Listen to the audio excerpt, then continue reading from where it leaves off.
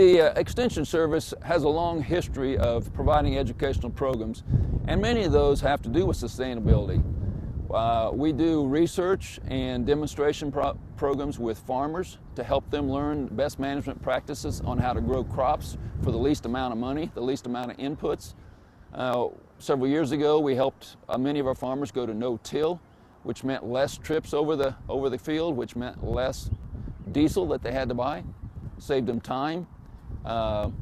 With our yards, we have the Kansas Green Yards program that started in this county and now has been accepted statewide, where people look at their yards and they have a little check sheet on what are they doing. Do they soil test and apply the appropriate amount of chemicals?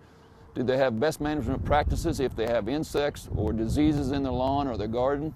What are things they could do to save the water that hits their place and keeps it on their yard or their garden, using rain barrels and that type of thing? We had an audit done on our building here, a pre-audit, and then we did some work, especially sealing the ductwork and then putting in 10 inches of insulation, bringing it up to about an R40 in this building. It made a huge difference. In January and February, we had some comparative bills to last year to a building right next to us, so we knew their energy last year and this year and our energy last year and this year, and in those 2 months, just our natural gas savings was about 55%.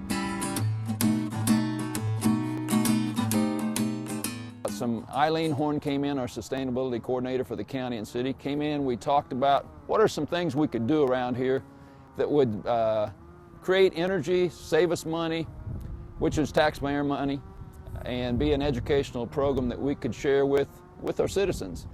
And the thing that really stood out most would be that the solar was an option. So we did a request for proposal, received, I think there were 5 different bids or requests for proposals, and we were able to work with Cromwell. They ended up being the one that our board selected to work with. And so they came out here and in 3 days had the panels installed. And in January we were able to turn it on and started making electricity. A lot of people are still wondering how this solar technology works. It's been around for 50, 60 years in regular practice, and its origins go back way further than that. Its beauty is in its simplicity, really. There's no moving parts, and as an engineer, I realize that when we have moving parts, they tend to wear out. That's what goes wrong with things. And the only thing that's moving in the solar is electrons, and that's just electricity, and we know well that the wires in our home do not wear out. What happens with solar is sunlight hits the panel and excites electrons on the top layer. They want to go from the negatively charged to the positively charged back side of the panel, but they can't make a direct route because of the way the panel is manufactured, with a non-conductive middle part of that sandwich. So what the electricity ends up having to do is run through a circuit. The completion of that circuit is the flow of electricity. That's the generation of electricity. That's how it's made possible. Now, that electricity that's generated on the roof is the type of electricity we call DC power, or direct current. And we don't use that sort of power in our homes. We use AC power. So we have a device that converts the DC to AC power, and that's called the inverter. And it serves a couple of purposes. One is that conversion. The other is in the synchronization of the power that's produced on the roof with the grid. Whenever we have usable sun, that creates usable electricity on the building, that power is used first. Anything else that the building needs at all is used or pulled from the grid to the building. Any excess that's produced on the roof that the building doesn't need, it's pushed back onto the grid. So essentially you're using the grid as a giant battery bank. In both the city and the county, we have a climate action plan and a sustainability plan. And within those goals are goals to help us reduce our greenhouse gas emissions. So our projects have been focused primarily on energy efficiency and renewable energy as the fastest, most cost-effective ways to reduce our greenhouse gas emissions.